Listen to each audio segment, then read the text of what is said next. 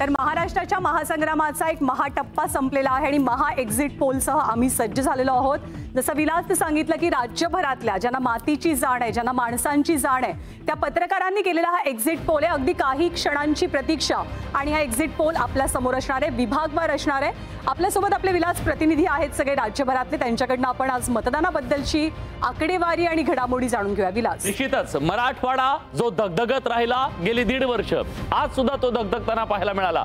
त्यानंतर आपल्याला जायचंय मुंबईमध्ये सुद्धा प्रणाली कापसे आपल्या सोबत आहेत, विदर्भात सुद्धा जायचंय आपल्याला आणि पश्चिम महाराष्ट्रामध्ये सुद्धा आपल्याला जायचंय आणि या सगळ्या विभागामध्ये काय स्थिती होती आपण जाणून घेणार आहोत। मला वाटतं सुरुवातीला आपण मराठवाड्यात जाऊया, कार्यकर्ते सुद्धा तिथे आहेत। सिद्धार्थ, 1.5 वर्ष दगदगणारा मराठवाडा आपण सगळ्यांनी पाहिला।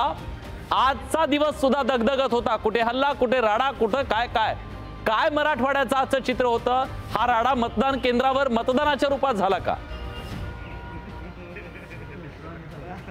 निश्चितपणे विलास, मी जसं आधी म्हटलेलं आहे की मराठवाड्याच्या बीड आणि छत्रपती संभाजीनगरच्या राजकीय इतिहासाला साधणाऱ्या सगळ्या घटना घडल्या।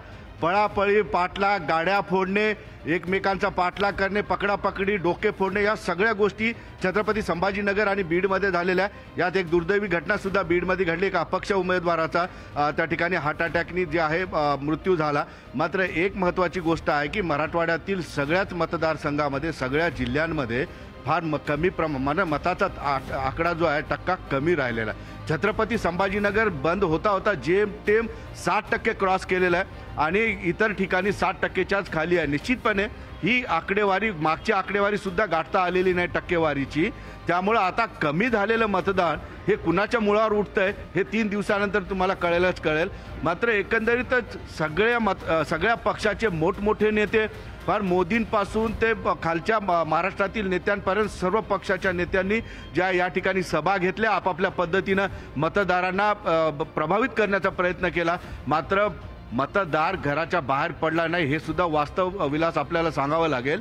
कारण 60% आकडेवारी ही छत्रपती संभाजीनगरसाठी निश्चितच काळजी करणारी आहे। आणि ज्या पद्धतीने मी तुम्हाला सांगितलं की छत्रपती संभाजीनगरमध्ये सुद्धा मारामाऱ्या झाल्या, संजय शिरसाट यांच्या गाड्या फोडल्या, संजय शिरसाटने उभाटा गटाच्या नेत्यांना धमक्या दिल्या आणि बीडचं तर आपल्या सगळ्याला माहिती आहे। एकंदरीतच पूर्णच्या पूर्ण ॲक्शन ऑफ प्लॅन, जो काय ॲक्शन असतो तो मराठवाड्यामध्ये बघायला भेटलेला आहे। परंतु 60%चा आकडा कदाचित आणखी वाढू शकतो, कारण 60%ची आकडेवारी माझ्याकडे फक्त 5 वाजेपर्यंत होती।